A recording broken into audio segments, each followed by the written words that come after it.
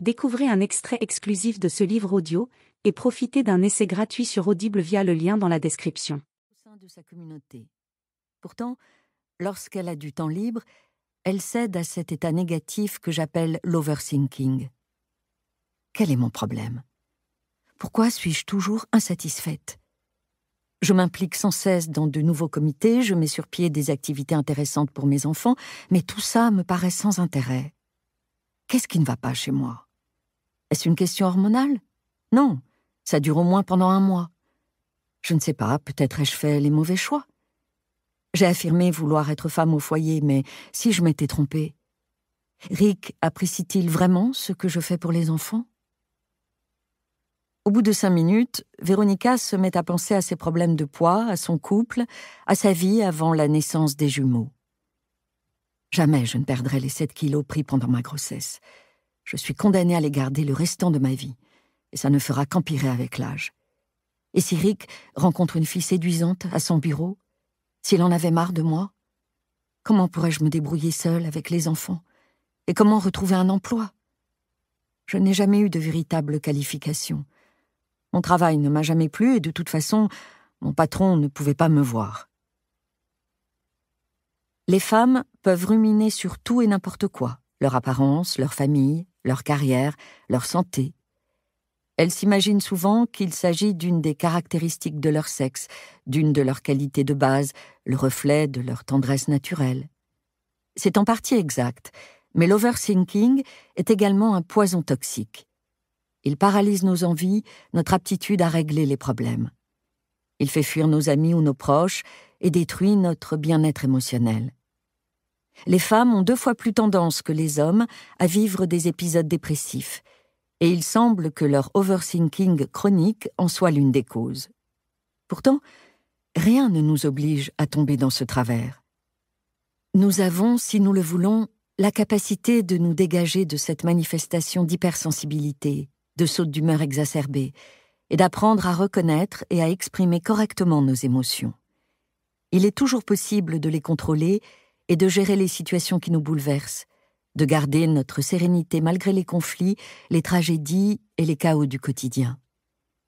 Rien ne nous interdit de tenir le cap, même dans les plus grosses tempêtes.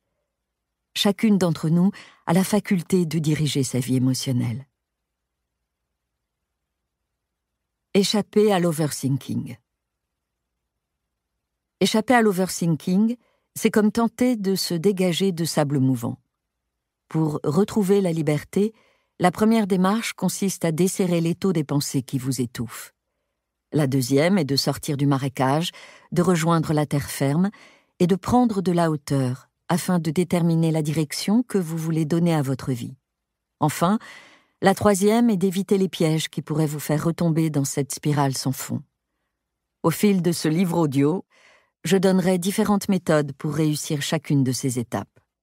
Certaines personnes acquièrent ces stratégies naturellement, comme Jenny, une agent de change âgée de 32 ans. Depuis 1 an, elle sort avec Sean, un jeune botaniste employé à l'Agence de protection de l'environnement de New York. Tous 2 adorent recevoir leurs nombreux amis dans le petit appartement de Sean dans les faubourgs de la ville. Le jeune homme, ayant invité quelques copains à dîner vendredi soir, a demandé à Jenny si elle pouvait venir l'aider vers 16h. Elle a accepté avec plaisir, mais dans l'après-midi, s'aperçoit qu'elle est en retard pour envoyer des factures censées partir avant 18h. Vers 15h, elle appelle Sean pour l'avertir. Concentrée sur son travail, elle ne voit pas le temps passer. Quand elle regarde la pendule, il est déjà 17h45. Il ne lui reste que 3/4 d'heure avant l'arrivée des invités. Quand elle arrive essoufflée chez Sean à 18h20, ce dernier l'accueille avec une froideur manifeste. La scène éclate après le départ des convives. Hors de lui, Sean lui assène ses 4 vérités. Elle est égoïste, obsédée par sa carrière et indifférente. Jenny trouve sa colère excessive. Au bout d'1 demi-heure de reproches incessants, elle s'en va en claquant la porte. Toute la nuit, elle tourne et retourne cette dispute dans sa tête, éberluée par la cruauté dont Sean a fait preuve. Elle passe en revue toutes les paroles qu'il a prononcées, imagine les réponses sarcastiques qu'elle aurait pu lui faire, se remémore les nombreuses fois où il l'a déçue. Il est complètement à côté de la plaque. Osez me dire que je ne pense qu'à mon boulot. C'est totalement faux.